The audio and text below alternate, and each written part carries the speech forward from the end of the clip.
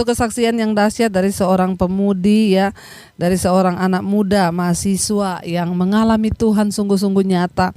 Dia selama ini bergumul untuk tanggal skripsinya karena tidak mudah, pasti banyak tantangan, cobaan. Tapi dia berserah kepada Tuhan dan dia percaya bahwa kalau Tuhan yang memimpin pasti itu terjadi. Dan tidak secara kebetulan dia baca kitab Hagai yang berbunyi pada pada hari ke-24 ya, pada bulan yang ke-9 datanglah firman Tuhan titik.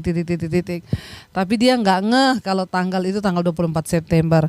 Dia baca lagi satu kali, berdoa jam 12 malam ya, dia membaca Alkitab, dia dapat lagi. Untuk kedua kalinya firman Tuhan datang kepadamu ya pada pada hari yang ke-24 bulan yang ke-9. Ya, lalu tiba-tiba dia tersentak, lalu dia mulai melingkari tanggal itu. Dan akhirnya dia berdoa lagi pada Tuhan, kalau memang ini tanggalnya, Tuhan berikan saya peneguhan yang terakhir. Ketika dia WA dosen pengujinya, dosennya berkata, baik, saya memberikan kamu waktu dan saya bisa tanggal 24 bulan September. Dan hasilnya lulus dengan nilai A. Saudara, ya Tuhan itu, seringkali kita berpikir hanya perkara-perkara besar. Ya, tetapi kita melihat dari kesaksian malam hari ini, ya seorang mahasiswa anak muda yang berharap dan berserah pada Tuhan. Betapa luar biasa ya saudara, kalau kita mendengar anak-anak muda yang berserah pada Tuhan seperti ini, itu dahsyat sekali dan luar biasa. Dan akhirnya Tuhan turut bekerja untuk mendatangkan kebaikan itu benar-benar terjadi. Jangan kita hanya berpikir hanya dalam perkara mujizat yang besar. Bahkan di dalam ya segala perkara Tuhan itu turut bekerja bagi kebaikan kita. Luar biasa. Tapi satu hal yang saya tangkap ya dari mahasiswa ini, sekalipun dia anak muda, tapi dia berdoa jam 12 malam, dia mengetuk pintu Tuhan, pintu hati Tuhan. Saudara, ya tidak gampang. Ya kalau dulu saya di agama saya yang dulu itu namanya ya sholat tahajud.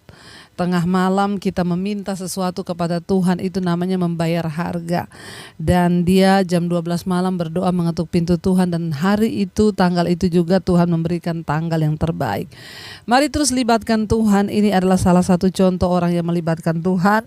Tidak seperti bangsa Israel yang mulai meninggalkan Tuhan, bahkan tidak menyadari bahwa semua yang Tuhan beri atas hidup mereka itu adalah pemberian Tuhan. Baik saudara, kita akan sama-sama melanjutkan pembacaan firman Tuhan kita.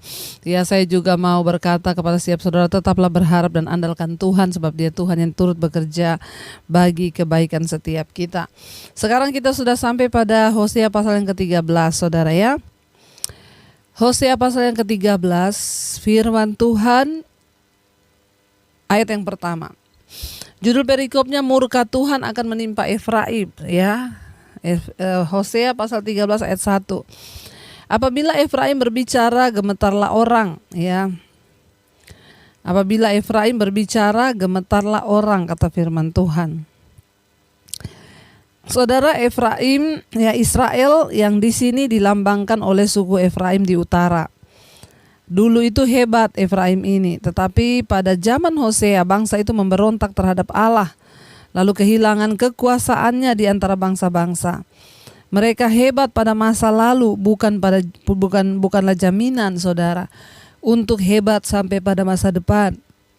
Ada begitu banyak orang hebat di masa lalu, tetapi tidak di masa kini, apalagi masa depan. Mengingat apa yang telah Allah lakukan ya bagi Anda dan bagi kita semua melalui hidup kita ya adalah baik, tetapi yang tidak kalah penting adalah menjaga agar hubungan kita dengan Tuhan, ya hidup kita dengan Dia selalu baru saat demi saat, hari demi hari, waktu demi waktu. Biarlah diri kita selalu dibaharui oleh Tuhan.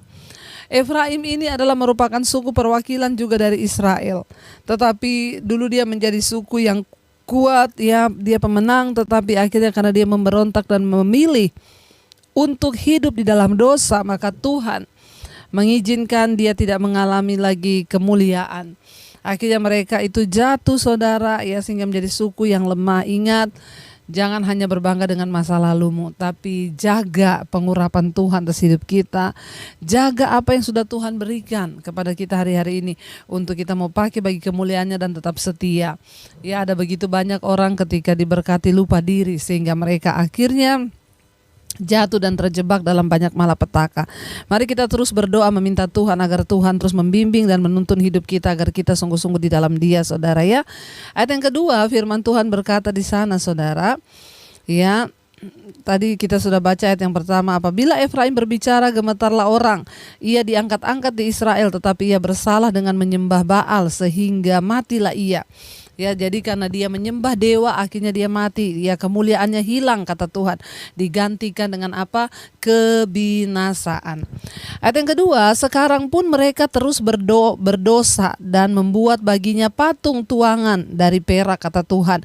Dan berhala-berhala sesuai dengan kecakapan mereka. Semua itu dibuat oleh tukang-tukang, persembahkanlah korban ya kepadanya kata mereka. Baiklah manusia mencium anak-anak lembu ya. Saudara ya, lihat ketika mereka disertai Tuhan diberikan kemuliaan, justru mereka salah menggunakan kemuliaan itu justru untuk membuat lembu-lembu. Lalu mereka mulai menyembah kepada lembu-lembu buatan tangan mereka itu, saudara. Dan itu sangat menyakiti hati Tuhan sehingga Tuhan itu ya marah kepada mereka ya. Ayat yang ketiga di sana dikatakan, sebab itu mereka akan seperti kabut pagi atau seperti embun yang hilang pagi-pagi benar, seperti debu jerami yang diterbangkan badai dari tempat pengirikan, atau seperti asap dari tingkap. Hidup manusia itu hanya seperti debu kata firman Tuhan. Hari ini ada, besok bisa hilang lenyap.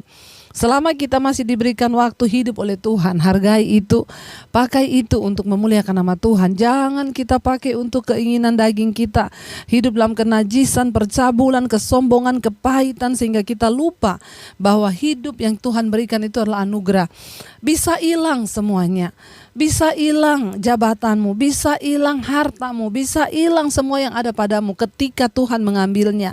Ya, kenapa? Kita ini hanya seperti debu, seperti uap yang firman Tuhan katakan, hari ini ada, besok bisa hilang lenyap. Ya, manusia itu hanya seperti asap, ya, hanya seperti digambarkan apa? Semak. Manusia itu hanya sesuatu yang tidak berguna kata firman Tuhan, yang kita ini bisa ya. Jangan sombong dengan harta yang kau miliki, karena itu bisa hilang dalam sekejap. Ya, bahkan nyawa kita pun, saudara, itu adalah anugerah Tuhan. Mereka hilang lenyap kata firman Tuhan, seperti kabut pagi, ya, seperti embun yang hilang pagi-pagi benar, seperti debu jerami yang diterbangkan badai dari tempat pengirikan, atau seperti asap yang dari tingkap, ya, hilang langsung itu, saudara. Tidak ada yang tersisa. Ayat 4, tetapi aku adalah Tuhan Allahmu sejak di tanah Mesir. Engkau tidak mengenal Allah kecuali aku, dan tidak ada juru selamat selain daripada aku. Tuhan tuh berkata, dari dulu engkau sudah mengenal aku sebagai Allah. Sejak diperbudakan di Mesir, tidak pernah ada Allah lain padamu. Kenapa baru sekarang engkau menganggap ada Allah lain dan engkau membuat patung-patung buatan yang akan engkau sembah, kata Tuhan. Sejak dari Mesir dulu, akulah Tuhanmu, akulah Allahmu. Saudara, mari kita ini terus ingat, saudara ya. Jangan pernah ada Allah lain dalam hidup kita ini. Tuhan itu benci kepada orang yang menyembah berhala, menggantikan kedudukannya dengan Allah-Allah lain. Mari kita pakai waktu-waktu kita untuk terus hidup dalam kebenaran dan kekudusan, saudara ya.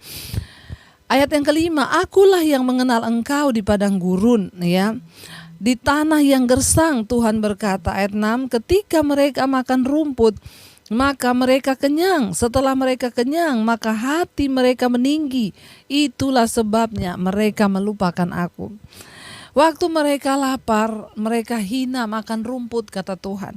Tapi ketika mereka sudah kenyang, mereka melupakan Tuhan ketika sudah diberkati.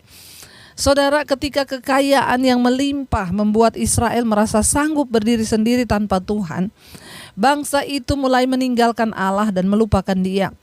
Mereka merasa sanggup berdiri sendiri pada saat itu, sama ya merusaknya seperti pada zaman Hosea.